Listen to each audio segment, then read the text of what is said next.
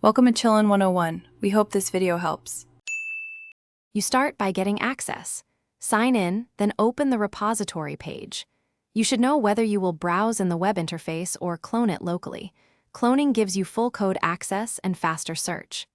Once done, inspect the branch selector and default branch because that determines which code you see.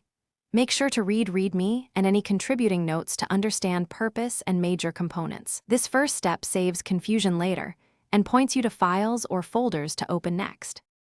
Now you dig into structure and history. You open the file tree and jump into source directories and key configs.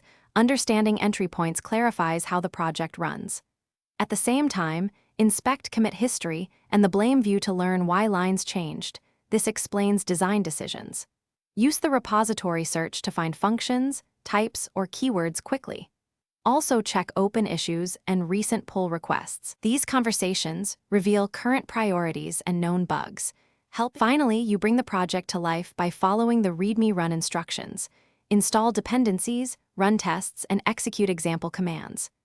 Doing this verifies that your environment matches the project assumptions. If something breaks, read the error output, compare dependency versions, and search issues or pull requests for matching problems. Often a quick fix is documented. Once you can run it, experiment in a fork or branch and create a focused pull request. One tip: if errors persist, clear caches and rerun installs before deeper debugging. Thanks for watching. Consider subscribing if we helped you.